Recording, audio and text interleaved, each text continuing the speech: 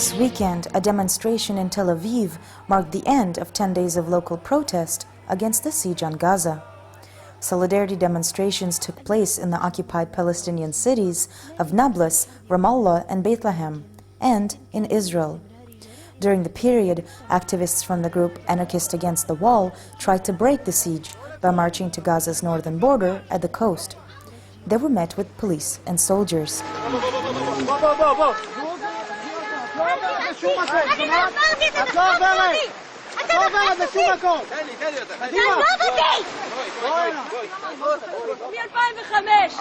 הבית כלא הגדול בעולם.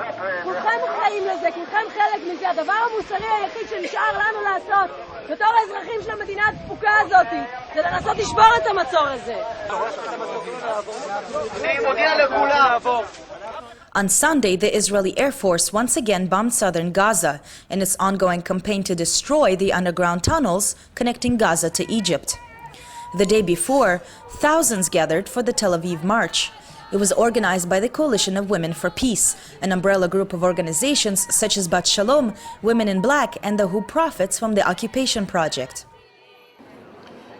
אני גם רוצה לשלוח מכאן מסר לראש ממשלת ישראל, נתניהו, ולהגיד לו בשם של כולנו כי אנחנו לא מאמינים לך, ומסתבר שגם העולם כולו לא מאמין לך.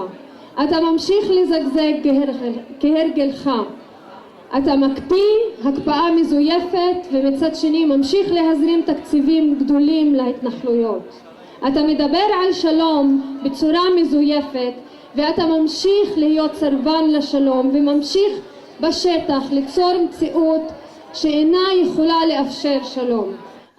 The Real News spoke to Philip Weiss, the co-editor of Manda Weiss, a US-based news service in aggregate. Weiss just returned from Egypt, where he took part in the Gaza Freedom March, which commemorated the first-year anniversary since Israel's attack. I'm not saying that this march is a significant part of Israeli society. I don't think it is, but it's newsworthy, and it should be celebrated, and Americans should know about it.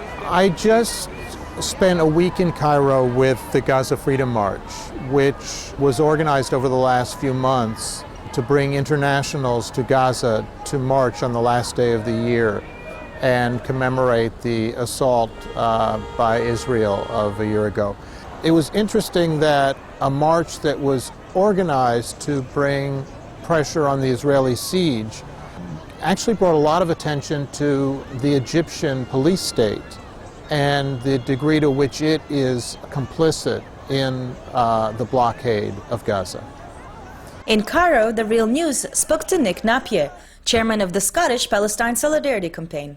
We organised a demonstration under conditions of really illegality that attracted a lot of support from the people of Egypt and beatings and some broken ribs from the security forces, women being pulled across the road by their hair and so on.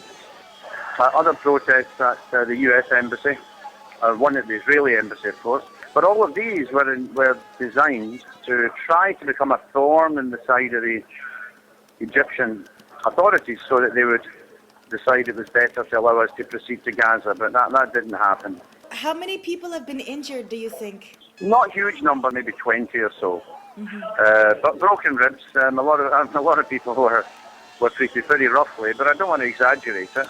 I mean, I've faced live fire from Israeli soldiers at peaceful demonstrations on the West Bank. So compared to the Israeli soldiers, they were pussycats. No broken bones or heads or no one killed. Egypt is now doing its own part to stop the tunnels that many call the last lifeline into Gaza. By constructing an iron wall underground, Egyptian authorities hope to pressure the Hamas leadership in Gaza. This pressure comes at a time when Palestinian unity talks have collapsed. The prisoner exchange deal with Israel hinges on Hamas's insistence that political prisoners be released, and the Palestinian Authority extending Mahmoud Abbas's presidential term. With the Egyptians closing in on the tunnel economy from the south, Israel maintaining its siege from the east, north, and the coast, and continuing to bomb the south with talks of another full-scale attack, it becomes clear that continued international attention to the Strip is now more important than ever.